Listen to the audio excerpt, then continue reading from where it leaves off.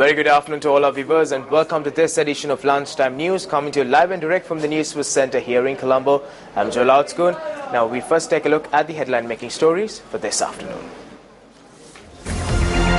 Bill on the 19th Amendment to the Constitution debated in Parliament. Sections relating to media removed from the 19th Amendment. Opposition leader commends President for the removal of the clause. Stage in Colombo demanding that the 19th Amendment be passed. Nepal earthquake, death toll rises above 3,300. On to your top story this afternoon. Following weeks of speculation and political horse trading, the bill on the 19th Amendment to the Constitution is finally being taken up in Parliament. The Prime Minister, speaking in Parliament today, announced that the section pertaining to the media in Clause 28 of the bill on the 19th Amendment to the Constitution will be removed. Opposition leader Nimal Siripala de Silva said that this decision was made with the backing of the President, adding that he was grateful to the President. The clause in question, Clause 28, reads that under election law or a referendum, in the event that guidelines issued by the Elections Commissioner during an election or a referendum are not compiled with, legal action can be taken on criminal charges, even against privately owned media institutions. The bill is currently being debated in Parliament. Meanwhile, a protest is currently underway in a show of support for the 19th Amendment to the Constitution. The protest is being staged by the National Movement for a Just Society. And meanwhile, heavy traffic was reported this morning on the Kota Road and roads leading to Rajgiriya due to the protest, while several roads leading to the Parliament were closed. The protesters assembled at the N.M. Pereira Memorial in Borella this morning.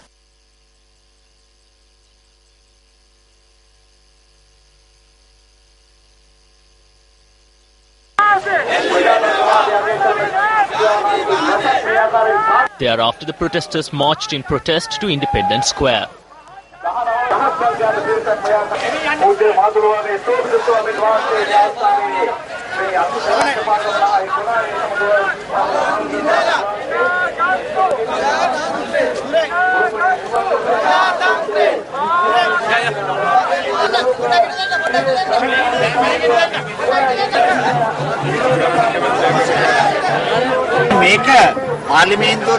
The people are ahead of all the parliamentarians in this. That is why they address them.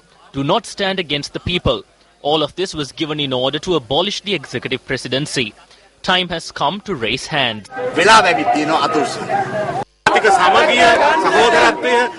Peace, brotherhood, friendship and liberty. This is the greatest amendment that provides all of these.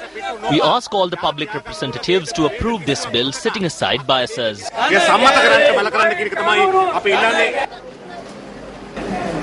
The first phase of the East Terminal of the Colombo South Port was declared open today. This East Terminal, which is under the control of the Ports Authority, is 1,200 meters in length. The Ministry of Ports and Shipping notes that almost 400 meters of the East Terminal has been completed by now. To mark the opening of the East Terminal of the Colombo Port, a cargo carrier from China arrived at the newly constructed East Terminal.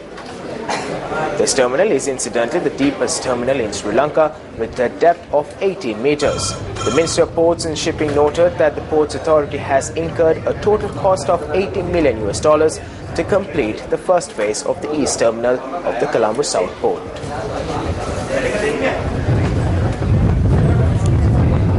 On a somber note now, renowned actor and film director Daya Alvis passed away this morning. He passed away this morning at a hospital where he was receiving treatment for the injuries he received during a vehicular accident. Daya Alvis was born in 1944 in the village of Payagala and studied at the Kaluta College. He commenced life as an artist when he travelled to India to study music and worked as a sound mixer for on-stage events. In 1966, Daya Alvis produced his first ever film. Due to his love for acting and drama, he went looking for better horizons in 1966, where he took part in Columbusania as well as Vasanto Besekara's Walmat Vuvo.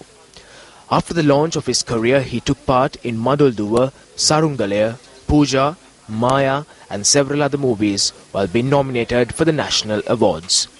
He also took part in several television dramas such as Bodima and Weather Hamine.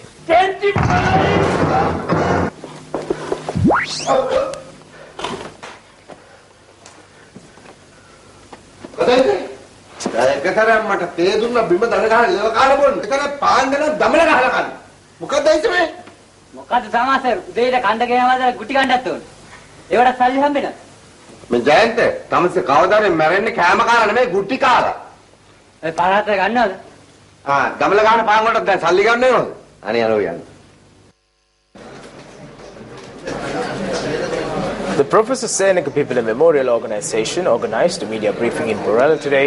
Views were expressed on problems that have arisen in the health sector following the passing of the National Medicines Policy Act in Parliament. It has been around 2 months since this policy act has been established, but it hasn't got any publicity. This is very suspicious. The citizens of this country should know if this act was brought up for them or for the pharmaceutical companies.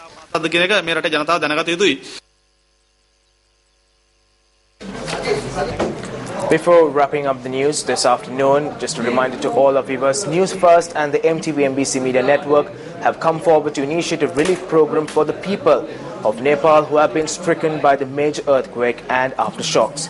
The items that will be of most help will be blankets, warm clothing, drinking water and milk powder. All items can be dropped off at the Harrison's Building, number 330 TB Jayamavata, Colombo 10.